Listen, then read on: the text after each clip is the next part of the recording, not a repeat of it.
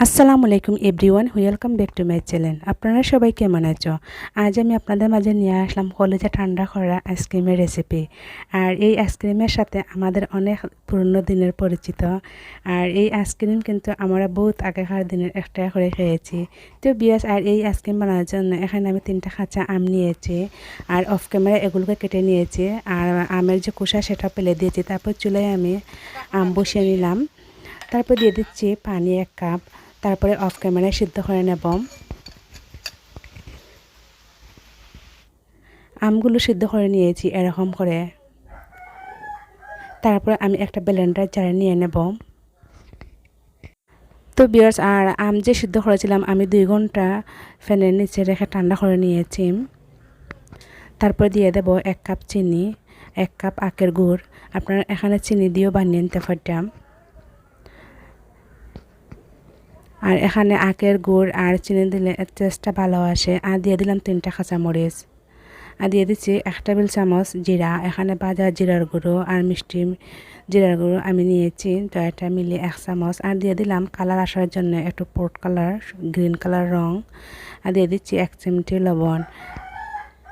তো বেশ, তারপরে আমি 3-4 মিনিটের মতো বিট করে নেব। ভিউয়ার্স, আর বিট করে নিয়েছি, এরকম হয়েছে এর ঘনত্বটা।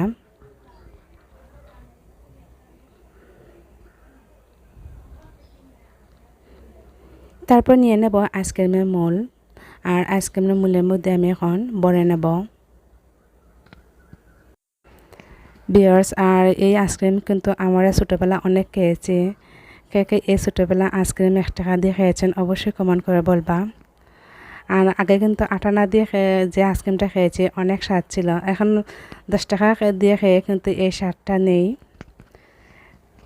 মোলের মধ্যে আমি ভরে নিয়েছি। তারপরে একটা পলিথিন ব্যাগ দিয়ে আমি ডেকে নেব। আর এই পলিথিন ব্যাগ কিন্তু আমাদের সবার ঘরে আছে। আর যাদের কাছে, তারা ফয়েল পেপার দিয়ে ডেকে নিবা। আর ফয়েল পেপার কিন্তু আমাদের সবার হাতের কাছে থাকে না, তাই পলিথিন ব্যাগ দিয়ে ডেকে নিতে পারতাম। তারপরে একটা কাপড় দিয়ে আমি বেঁধে নিচ্ছি। তারপরে মাছ বরাবর ছিদ্র করে নেব কাঠে ঢুকানোর জন্য। তো ভিউয়ার্স, আর কাঠিটা আমি নিয়েছি দোকান থেকে কিনে। আর এগুলো কিন্তু কাঠের দোকানে পাওয়া যায়। আর আপনারা এখানে খাঁটির বদলে আপনারা যে আইসক্রিমের যে কৌটার যে খাঁটি আছে সেটা দিয়ে নিতে পারতাম। দোকানের লোক আসার জন্য সেটা কাটি দিয়ে দিলাম। তারপরে আমি ডিপ ফ্রিজে রেখে দেবো সারা রাতের জন্য।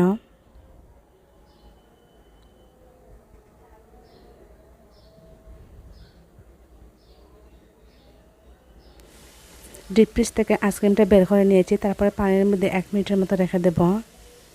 এতে করে আইসক্রিম খোলার সময় আলতোভাবে খুলে আসবে।